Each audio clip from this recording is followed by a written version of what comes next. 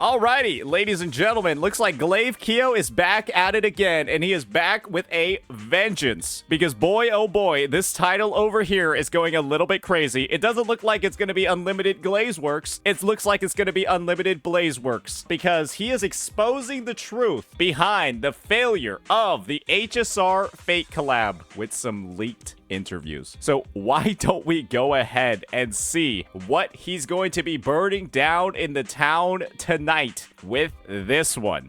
A little while ago, I posted my full review of the Honkai Star Rail and Fate collaboration, concluding that it was, for many fans, including me, a dog shit. Let's just say it how it is. Dog shit. It's bad. It's awful. I don't think there's a single Fate fan in the universe that would want to experience that story a second time. Not even the first time, frankly, to be honest. Found disappointment. The response since then has made it clear that this wasn't an isolated opinion. The criticism was harsh and universal. We had creators like Genizad calling it a massive disaster, and even reviewers who are normally positive about the game were giving the story abysmally low scores. Let's just take a look at what Pokey said.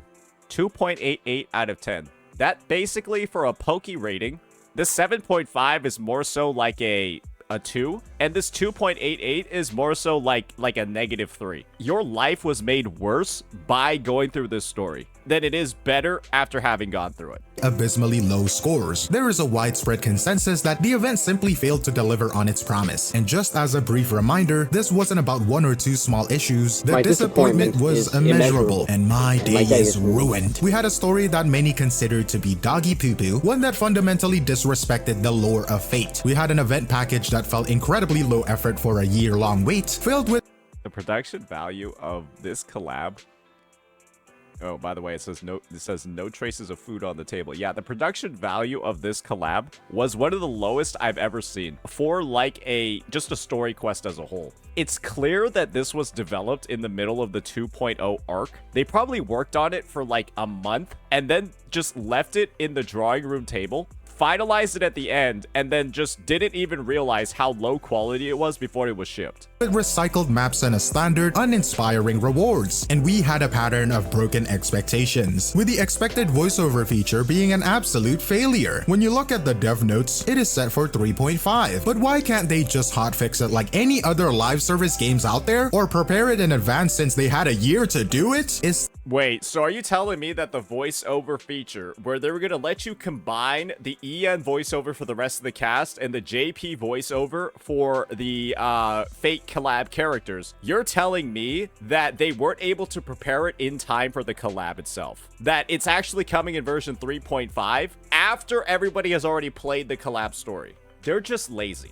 Right? They're just lazy. I refuse to believe that they weren't able to push it out on time. They simply chose not to dedicate the resources into doing it. They care so little, and people keep giving them money. These customers, these people, these shills, these Mr. Jokies, they just keep giving these devs money when they're spitting in your face, kicking you in the stomach, and then just robbing you while you're down. And you know it's happening. You know it's in the gameplay. It's been in the gameplay for 6 months. It's been in the story for 6 months. But they just keep doing it. They release a new waifu, and then everything is all good that you have to pay for. And everything's all good again. Over and over and over again. Still a mystery. So we can all pretty much agree that it was bad. But that leaves a lingering, more complicated question. Why? How does a project with this much hype, this much talent, this much money, and a collaboration between two of the biggest names in the industry go so completely and fundamentally wrong? Well, an interview with the creators themselves has given us a look behind the curtain. And I'm sorry, did I just see Shaoji? Did I just see Shaoji on here? Oh, well, I guess that explains everything. I guess he fucked up something else again. I guess he just done fucked up another franchise as well. Bro is out here resting on the laurels of one good arc that he made in Honkai Impact 3rd, and he's managed to use the street cred from one good HI3 arc to not just destroy one franchise, but actually to destroy two. Fate and HSR. Themselves has given us a look behind the curtain, and what it reveals is a story that is even more confusing and perhaps more tragic than we initially thought. So let's just get into it. Let's first look at the interview. This was a discussion between Fate's original creator, Kinoko Nasu, and Honkai Star Rail's lead writer that we all love, Shaoji. Get this fucking mushroom-headed motherfucker off my screen.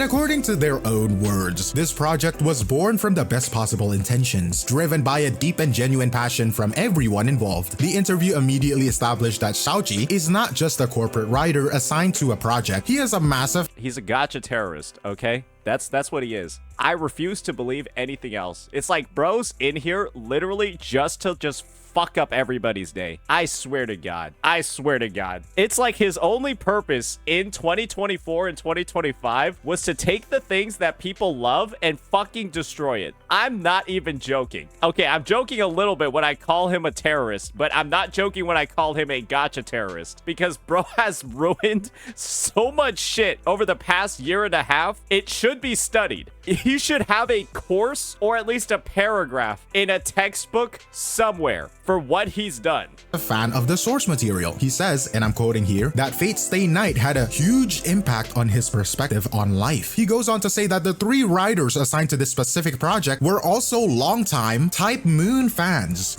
You fucking liars. Nah, there's no way. Actually, you know what? It might be true. They might actually be fans. You know how there are like fans of like idols and stuff, where they love the idol so much that they feel the need to like go do something in Minecraft to the idol. Yeah, you know, like all those stories. It isn't like Oshi no Ko, isn't that one anime like an example of that, where the person ends up like loving an idol, loving a franchise so much that they kill it? Yeah, I feel like that's the type of love that Shaoji had. Nobody else deserved to love Fate as much as he loved it, so he decided, we're gonna go take down Fate. We're gonna go kill Fate. And I think they accomplished their mission. Whose schedules allowed for full immersion. This wasn't just one fan at the top, okay? The project was supposedly staffed with people who deeply cared. And this feeling was apparently returned by Nasu himself, who expressed immense respect for Hoyoverse's work. He called their games an otaku's dream come true, and praised Genshin Impact for finally closing the quality gap between mobile and console games. When the collaboration was actually proposed, he said his reaction was 40% euphoria, exclaiming, "Heck yes, this rocks." From his side, there was a genuine excitement and trust in their... I think the only euphoria that Nasu saw was the number of zeros and commas on the contract.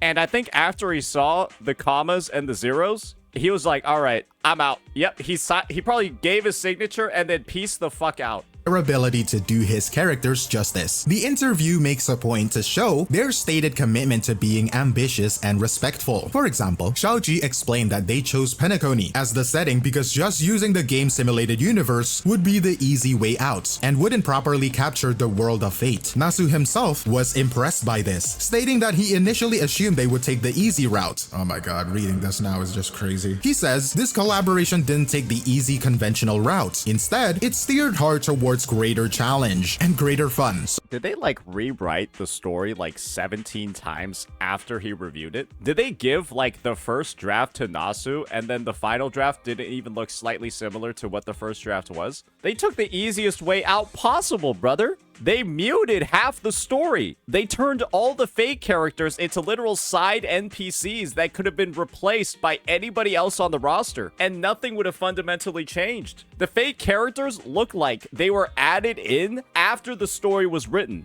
That's what they feel like. So on paper, both creators are confirming that this was meant to be an ambitious, respectful, and high-effort project. And finally, you have Nasu's direct seal of approval. He said the process was, in his words, super easy and enjoyable, and that the Hoyoverse team's exceptional comprehension left no room for criticism. Okay, no, bro was not there in the writing room. No, bro signed the contract and just dipped.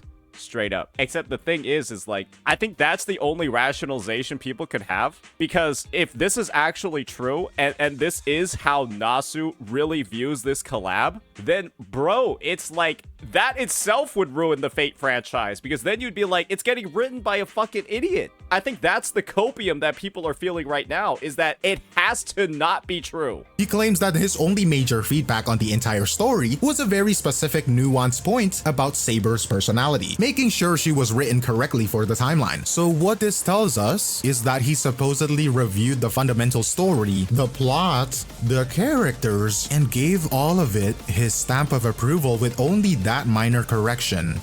So let's recap the official narrative. A project left by a passionate superfan, admired and trusted by the original creator who gave it his direct blessing, with a stated commitment to being respectful and ambitious. It is a perfect story, an absolute dream collaboration, at least on paper. Now I see why the hype for it was so high. These guys gassed this thing up to an almost criminal level, if we're frankly being honest. And I think the expectations for it were sky high. And when compared to the actual product, I don't think there's more damage that could have been done. Because I mean, it's a very simple idea, right? The bigger you are, the harder you're able to fall. And this collab fell off the Empire State Building in terms of hype to actual product, which makes the reality of what we are actually given so much more baffling. So let's place that official narrative next to the reality, because this is where the entire story falls apart, okay? The lead writer, Shaoji, tells us that Fate had a huge impact on his life and that his team wanted to recreate iconic Fate Stay Night moments. A project led by true fans should be the most respectful adaptation possible, right? So how does that project end up turning the sacred summoning ritual into a goofy slideshow with cartoon sound effects? How does it produce a story that is so tonally wrong, it feels less like a serious crossover and more like a gag manga, to the point where the actual parody series, Carnival Phantasm, feels like it takes itself more seriously. They called it a Holy Grail war, but there is no war, just characters hanging out. It is an Unlimited Bladeworks collab with no Unlimited Bladeworks Chan in the story.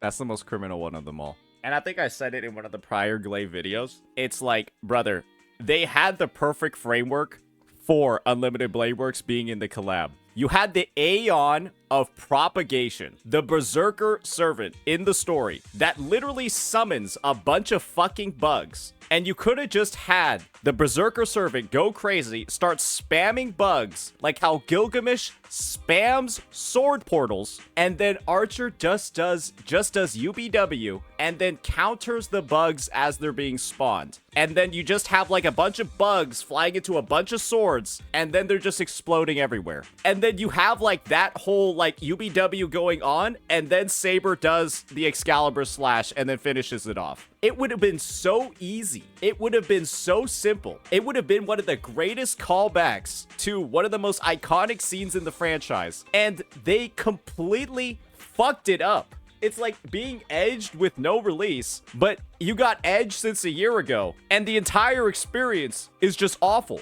It is a Rin Tosaka route with no Rin Tosaka in it, and there is Fate characters with Scott as the main protagonist. Like, the choices just feel completely disconnected from a fan's perspective. And then you have the quality paradox. In the interview, Nasu praises Hoyoverse for their industry-leading production values, and Shaoji describes his team as comrades, fighting through hell together. So where did all that supposed effort go? Why would— Now that I think about it, if that's the way that they're going to describe their work, maybe it's like Shaoji doing his absolute best to sabotage the project, and then like the fighting through hell is the rest of the writing team holding him back. That's what I feel like is the battle that's being talked about over here. That was the real Holy Grail war. It's Shaoji going in trying to fuck everything up as much as possible, and the rest of the writing team is like desperately trying to like keep the story somewhat on track. Was the event filled with recycled maps to the point where the community started memeing that Finon is British because Saber and Finon apparently came from the same place? Why? Can we be honest, guys? I feel like am I not the source of that? Am I am I not the? I feel like I was one of the first people saying Finon's British. I genuinely think I was, and that's why his past is so tragic. That's why his character story is so tragic compared to everybody else on the roster.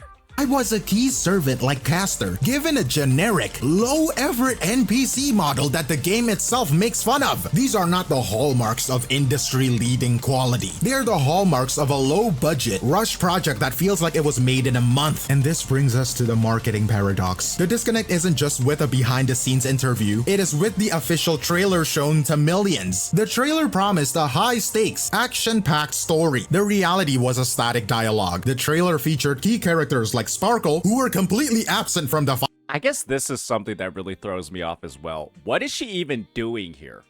What is she even doing in the trailer, bro? Or, I realized it, guys. What if the Fate collab characters were actually all just Sparkle the entire time? And that's why the story is so bad. And it's gonna be revealed in 3.5 that Sparkle was actually all the Fate collab characters. And then the real collab is gonna be in 3.5.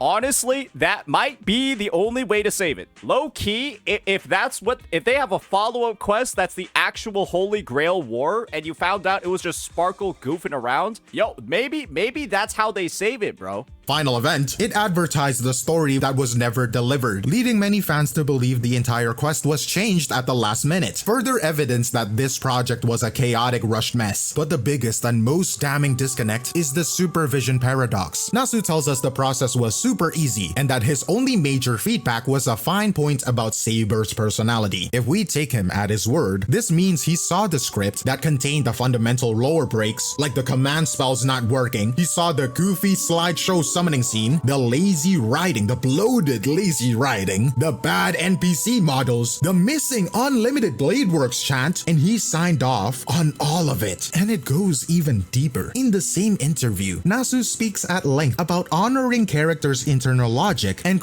I mean, to a degree. I don't think it's like the collab characters really went against any of like their principles because they didn't do anything the entire story. So it's not like there was much room for character logic to be dismantled or character logic to be violated because they didn't do anything in the fucking first place. All they did was talk about the universe that they were from and why they're not at full power the entire first 2 hours. creating stories with emotional depth. So how does he then approve a script that breaks its own lore for convenience and uses its dream setting to strip all emotional stakes from the story? Because I guess the lore break parts were only for, like, the Penaconian NPCs. So maybe Hoyoverse was able to be like, yeah, well, the command seals don't actually work that well because these are Penacony heroes from the past, not ones from the Nasuverse. It contradicts his own stated creative philosophy. So what does that suggest? There are only two possibilities, and neither of them are good. One, his supervision was super minimal, that it was basically meaningless. He glossed over it and just gave a rubber stamp of approval. Or two, he did see all of this, and he genuinely thought it was acceptable quality for his franchise. they're both pretty bad. They're both pretty bad options, if we're frankly being honest. They're both two different types of shit sandwich. You don't want to eat either, but I guess you'll just choose the one that will probably poison you the least. And I'm gonna be honest, of those two, I'd prefer the he just didn't supervise the project and they just lied, because that at least still maintains his reputation as like a writer that isn't stupid. But if you go with the headcanon that this was supervised and it was actually approved, everything in it, you lose a massive amount of respect for Nasu just as like a creator. So that's why I think everyone's going with he grabbed the bag and then dipped out narrative. Honestly, I like Fate as well, and so that's why I'm going with that one. And this is why the cynical fan theory that he just got a bag and didn't really care about the outcome becomes so believable. The interview, which was supposed to build confidence, actually makes his endorsement of the final product look even worse. This disconnect between intention and reality is at the heart of why this collaboration felt so insulting. It is not just a bad event, it was a bad event that was wrapped in a language of passion, respect, and quality. I think somebody needs to put out an apology or an address of some type for this collab. I'm not even joking. I think that somebody from Hoyoverse should probably make a statement about how dog shit the collab is. And I think that somebody from like Nasu's team or Nasu himself should also probably make a statement about how bad the collab is. I think that somebody needs a finger to point, and I think somebody needs fingers to be pointed at them. Because right now, I feel like at least the North America community is pissed off with this thing. I don't know what it's like in other regions. Maybe CN loves it. Maybe JP loves it. But it genuinely feels like nobody on the global side thinks this collab is any good at all. but we'll just have to see if something happens, because I think just from what we're seeing over here, nobody's ever going to have any faith in an HSR collab ever again, and people are just going to be expecting low quality collabs from Fate moving forward, where they're just going to give their IP to any random people if it's enough money, and they'll just do whatever the fuck they want with the story. And so there's like, I guess unless you just want to play the characters, and I guess the characters are actually well made, unless you just want to play the characters, then yeah, maybe the collab should just be character only from here on out. A project where what they said and what they did were two completely different things. It's a little bit insane to think about. Now, what this new information tells us is that the absolute failure of HSR Fate collaboration is more complex and perhaps more tragic than we initially thought. In the last video, we established that the event was an insult. The evidence of its low quality and disrespect was overwhelming, but this video was about exploring why. And the answer isn't as simple as the developers just didn't care. The interview evidence points away from a lack of passion at the very top and towards a catastrophic failure of execution. The grand vision shared by Nasu and Shaoji, one of respect, quality, and passion, did not survive the journey through the actual development pipeline. The teams responsible for writing the day-to-day dialogue, for designing the quest, for allocating the budget for cutscenes, they either couldn't or wouldn't deliver on that vision. I think that everything is wrong with the Fate collab.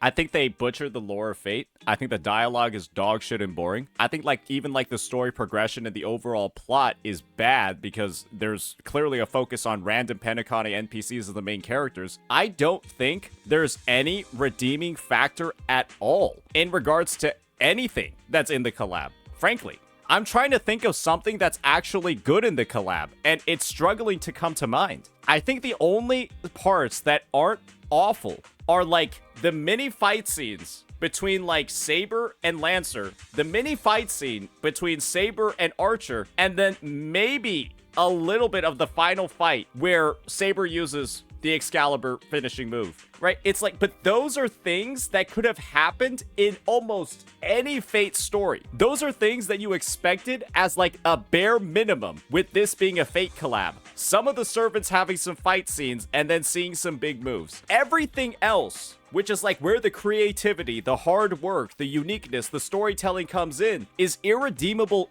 garbage. And so it's just like, there's nothing. There's honestly nothing that you can say is like stand out or high quality about this collab, because the only things that you can compliment would have been in there anyways. And this, in a way, makes the failure almost more tragic than a simple cash grab. I don't think it's necessarily a project that was cynical from its inception. It was a dream project for sure. It was a collaboration where all the right ingredients for success were on the table. A passionate fan as a lead writer, the blessing from the original creator, a massive budget, and two beloved IPs. And yet, the final product is like so bad. It's still ruined. It represents a massive squandered opportunity. And it just leaves us with one final difficult question about creative projects in general. But let me know your thoughts in the comments below. And yeah, thanks for watching. Like, Black Butler is like genuinely gay, bro. Like, okay. Yeah, I don't think we need to listen to that final part. Yeah, I'm gonna say, awesome vid by Glaive. I think he went through all of like the main issues. Honestly, there are still more issues that he could have pointed out in regards to the entire collab and like the state of the update and just how insulting it was in general to the entire player base. I'm gonna be in the boat of, I wish I never played it, even only the half story that I played.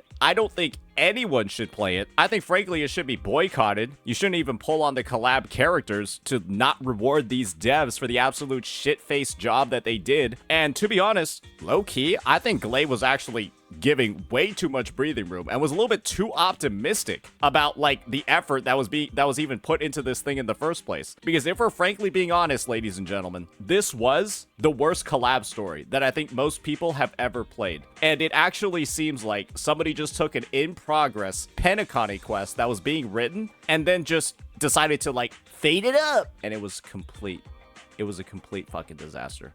And I think if you got Mr. Pokey himself, the guy who has to be essentially the digital equivalent of getting threatened at gunpoint to make a critique about HSR, and he made a critique about it. That's how you know this is some irredeemable fucking ass. It's legitimately just bad. So yeah, that'll be that, ladies and gentlemen. Once again, awesome video by Glaive. Let me know what you all think. Peace.